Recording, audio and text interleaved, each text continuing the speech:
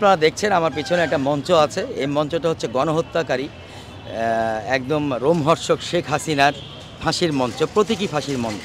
আসলে আজকে যদি আমরা মানে রায় পাই, জনগণের জন্য যদি পজিটিভ হয়, জনগণের জন্য পজিটিভ কোনটা?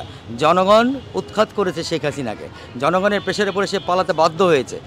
এই জনগণ নিশ্চয়ই তার সর্বোচ্চ সাজা আমরা শাস্তি আশা করি।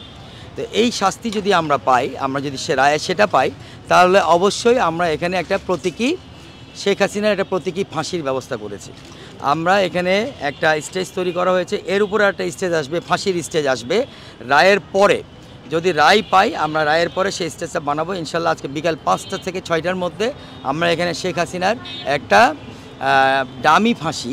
দ্যাট মিনস হলো আমরা বিশ্ববাসীকে জানাতে চাই যে তুমি যে এলাকাতেই লুকিয়ে থাকো না কেন, যেখানেই লুকিয়ে থাকো না কেন, বাংলাদেশের জনগণ তোমাকে প্রত্যাখ্যান করে। বাংলাদেশের জনগণ তোমাকে এই কথা বলে যে তুমি আর আমাদের মধ্যে নাই, তুমি আর আমাদের ভিতরে নাই, তোমাকে দেখে আমরা আর ভয় করি না।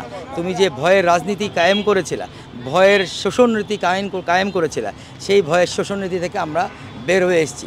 1400 ছেলে মেয়েকে আমরা হারিয়েছি, 1400 জনকে হারিয়ে আমরা আজকে এই যে ভীতি ছিল আমাদের মধ্যে, এই ভীতি কিন্তু আমাদের চলে গেছে। এখন আমরা কিন্তু ওপেনলি কথা বলতে পারি, আমরা সব কিছু করতে পারি। তো এই যে আমাদের আজকের এই স্টেজটা, এটা সরকারের পক্ষের একটা স্টেজ, সরকারকে একটা সাহস দেওয়ার স্টেজ। জনগণ আপনাদের সাথে আছে, আপনারা রায় ঘোষণা করেন একদম মানে বিনা চিন্তায়, বিনা ভীতিতে আপনারা রায় প্রকাশ করেন, কোনো প্রেশার অনুভব করবেন না, কারণ 18 কোটি জনগণ আপনাদের সাথে আছে।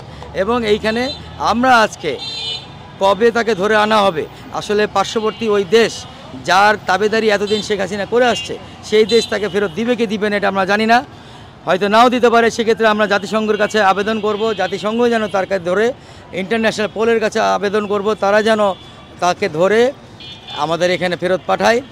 যদি না পাঠায়, তার আগে আমরা আজকে একটা প্রতীকী তাকে ফাঁসির ব্যবস্থা এখানে করেছি। আমরা প্রতীকী ফাঁসি জনগণের পক্ষ থেকে তাকে দিয়ে দিব এবং ইন্না লিল্লাহি ওয়া ইন্না ইলাইহি রাজিউন আমরা আজকে পড়ে ফেলবো ইনশাআল্লাহ।